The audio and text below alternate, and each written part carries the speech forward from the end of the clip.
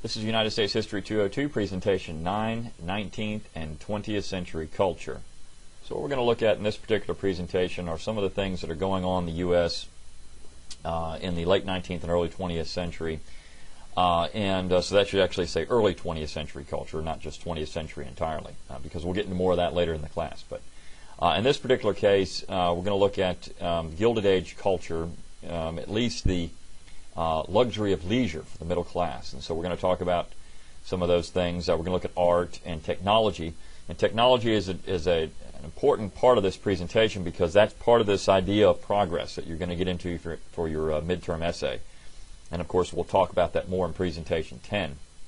But technology is really changing the way people think about the world, how they think about life in general. So we'll talk about that a little bit more in detail.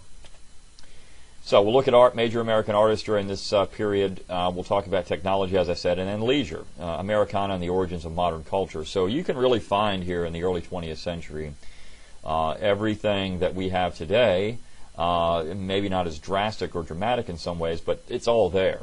So in some ways we're getting into current events here in the late 19th and early 20th century. So let's start with art. Much of the art of this period was a reaction to the Hudson River School. If you take History 201, I go into that in a fairly good amount of detail. But the Hudson River School had large, picturesque landscapes. And so what you're going to see in this period is a little different perspective on art. It's going to be more regionalistic.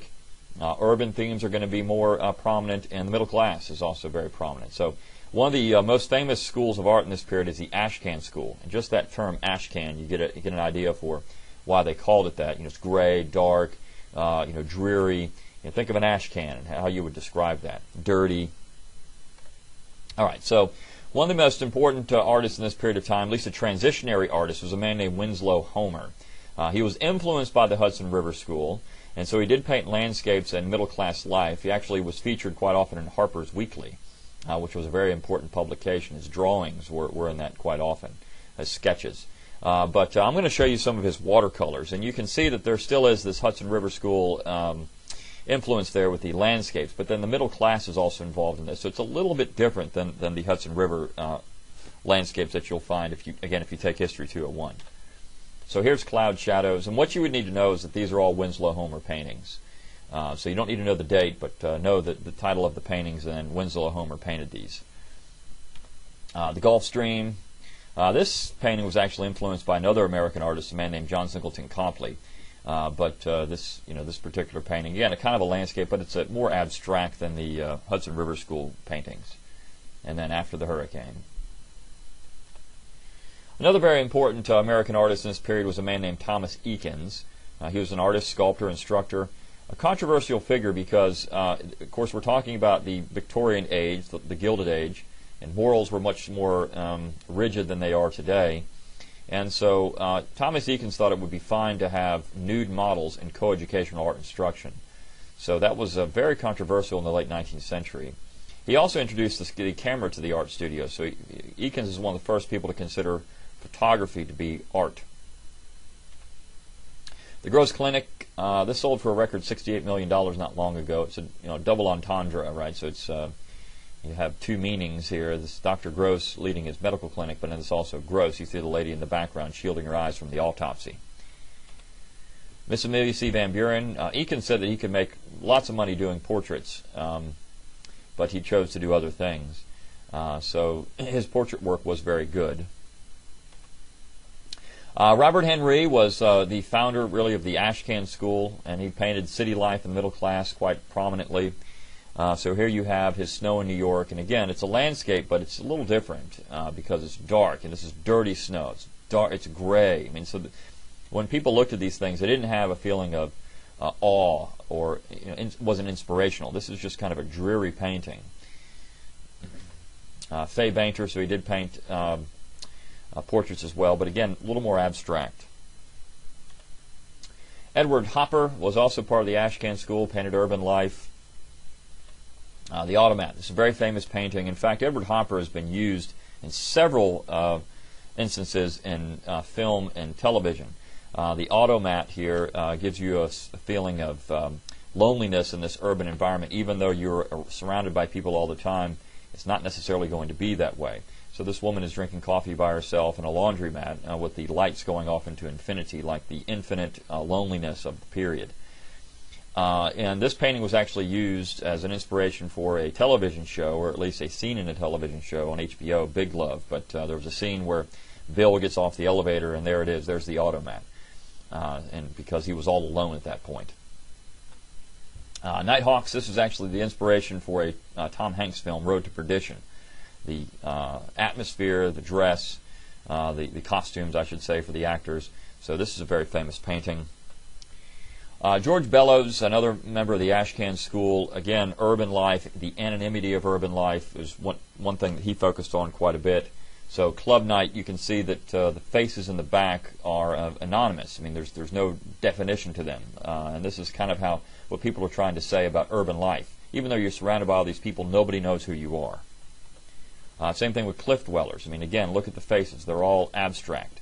Again, so you're surrounded by all these people, but again, you're anonymous in this very, condensed urban environment. And Grant Wood was a regionalist author from the Midwest, or artist from the Midwest, and rural themes were important for him. And he's painted perhaps the most famous painting in American history, American Gothic. Everyone's seen this painting. Everyone, think about this painting. It's been used and parodied several hundred or thousand times, I would imagine. But it's a very famous American painting. All right, so let's talk about technology then. The United States really set the standard for invention in the 19th century. Most of the technology that they invented is still used today, at least in some fashion. And Americans began to equate technology with progress. So it's part of the idea of progress, which we'll talk about in Presentation 10. The question is, did it make Americans have a better life? Obviously easier, but better is a subjective term.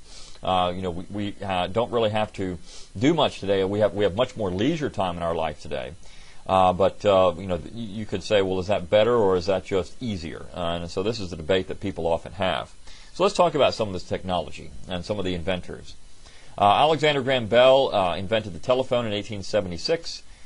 His first line through the telephone was, "Mr. Watson, come here, I want to see you." He also invented a metal detector, and I put a link here so you can hear what Bell's voice actually sounded like, one of the earliest recordings that we have. There he is with his early telephone equipment. Thomas Edison was considered to be called the Wizard of Menlo Park, had about 1,000 patents to his name, including the light bulb and the phonograph. In fact, the first thing that he recorded on the phonograph is "Mary Had a Little Lamb." Edison Films was the early Hollywood studio. It was actually in New Jersey, not in California. So if you wanted to make a film back in this time period, you went to Edison Films. And, of course, he also founded the General Electric Company. There's Edison with his light bulb. Edison and his phonograph in 1877. So what it was is basically a drum that the needle went around the metal drum and made music or sound. George Westinghouse was an early inventor, had the Westinghouse and Manufacturing Company, perfected manufacturing of alternating current, also perfected natural gas distribution. It's Westinghouse with a step-up and step-down system that allowed for natural gas to be delivered to homes more efficiently and safely. And also this is why he perfected alternating current delivery, because in order to have alternating current work, it's a high-voltage system, so you have to step it up and step it down. So by using this technology with gas distribution, he was able to implement that with electricity as well. He also invented an air brake for rail cars, shock absorbers, electric brake for subway cars. So he's a very important guy and a very well-liked inventor and industrialist. In contrast to Edison, who was not well-liked and not good to his employees, Westinghouse always was. One of his most famous employees was a man named Nikola Tesla. He invented or perfected all the following things: long-distance electric delivery via alternating current, the radio, the laser, the X-ray. In fact, Tesla was employed by Edison for a time when he was working on an alternating current generator. Edison didn't want to use alternating current. He thought direct current was better. And so Tesla leaves. He actually works digging ditches for a while. Here's a guy with, he's a Serbian immigrant, so he wasn't born in the United States. But here's a guy that, has a genius IQ, is one of the smartest guys to ever reside in the United States or be a U.S. citizen. And he's out digging ditches. I mean, this is the kind of ambition and resolve these people had. If they couldn't go and have their dreams met at that point. They were willing to do just about anything they could to make ends meet until they could have that opportunity. And when he finally got it, of course, Westinghouse hired him, and they worked very well together. Tesla could have bankrupted Westinghouse. I mean, if Westinghouse had actually paid him the money he promised him, Westinghouse would have been bankrupt. So Tesla just freed him from his obligations. But Tesla was such an important guy, had all kinds of wild ideas. One of them was, of course, wireless electric delivery, which he thought he could do, and actually he did it. He was working on a plan to transmit electricity from New York to Paris without any wires at one point before he ran out of money. He also had supposedly the Tesla death ray, which is this thing that could have altered the weather or destroyed civilization. Whether that would work, I mean, nobody knows. But all of his materials when he died in 1943 were confiscated by the federal government. So there's still conspiracies out there that the United States has actually got this thing, or who knows. Tesla was an interesting character. He was obsessive compulsive, and he was a celibate. He was a vegetarian. He didn't like overweight people. He was meticulous about cleanliness. I mean, he had a lot of different issues, and a lot of intelligent people have those things. Other items of 19th century luxury included Casey Gillette's throwaway razor, the Schick electric dry shaver. Other electric devices include the electric fan, the electric flat iron, the electric stove, electric sewing machine, electric washing machine. So all these things, again, are making life easier for Americans. Automobiles actually become popular in this time. The first automobile was built by a German named Carl Benz in 1893, and then Rudolf Diesel constructed the first diesel engine in 1897. So Americans did not invent the automobile. We perfected the assembly line and the mass production of the product. And the first man to mass produce automobiles in the United States was a man named Ransom Olds, and of course he called his vehicles Oldsmobile. So Oldsmobile is no longer produced. It was actually bought out by General Motors and then discontinued in the 1990s. But these were very popular cars for a time. In fact, here is a 1904 Oldsmobile Curved Dash. This was a popular vehicle. You can see a lot's changed though in automobile technology. But you've heard the term cranking the car. That's because you actually had to crank this vehicle. And it started filtering into pop culture. So there was actually a song written in my Merry Oldsmobile, which had, again, a double entendre, a double meaning to it. In the lyrics, you could go as far as you like with me in my Merry Oldsmobile. And so there the man is with his girl in the front seat. Henry Ford had the Ford Motor Company, and what he did was produce affordable automobiles, the Model T most importantly. He didn't invent assembly line production, but he perfected it. In fact, one Ford rolled off the assembly line every 15 minutes.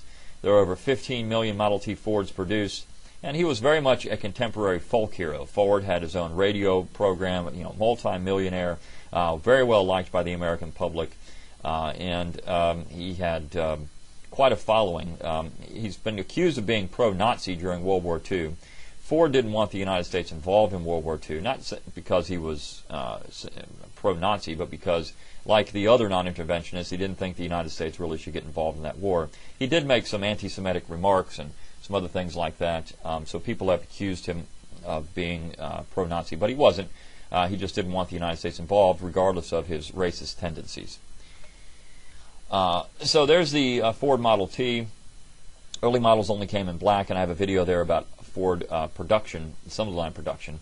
This is the most affordable car on the market. I should say car, not care. Car on the market. Orville and Wilbur Wright were the first Americans to fly an airplane. So the first flight was in Kitty Hawk, North Carolina in 1903.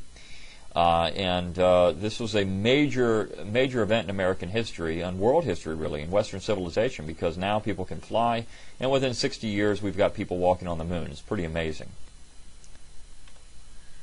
Cities added to the luxury of leisure, to middle-class life. Activities such as theater, movies, sports, amusement parks, public beaches became very popular in the late 19th and early 20th centuries. Shopping was easier and more readily available due to department stores and chain stores, and you had the growth of what's called consumerism. So shopping became much more popular. Department stores really added to this. So you could get mail-order catalogs like the Sears catalog. You could actually buy a home, and you could build they'd send you out all the pieces and you put it all together. So Sears, Ward's, Macy's, Woolworths, Wanamaker's, A&P Grocery, all these things were much more, chain stores becoming much more popular in this time. So shopping, the way we think of shopping today, really came in the late 19th and early 20th century. Coney Island, which is no longer there, well, it is there, but the cyclone's gone. And this is a New York City beach, so you can see all those little specks of people out there. So East Coast beaches became very popular, and they actually had Under the Boardwalk. There was that song, Under the Boardwalk. And they had little booths and stuff under the boardwalk and things. So amusement parks became popular. Shows, Broadway shows became very popular. So people have more time and more money, and they can go out and enjoy these things. You get your modern athletic games, professional athletic sports. So you had baseball codified, the rules, and then, of course, your first professional teams. The first professional team, many consider to be the New York Knickerbockers, which was started by Alexander Cartwright in New York. The National League was formed in 1876, and the first champion of the National League was the Chicago White Stockings with their best player, Cap Anson.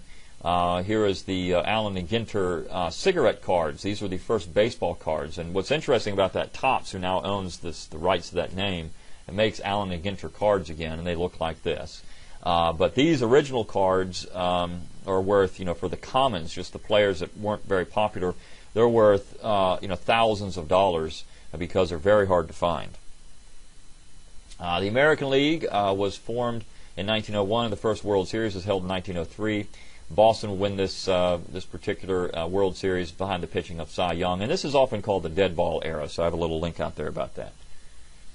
Football was becoming a popular sport, and the first intercollegiate game was held in 1869 between Princeton and Rutgers.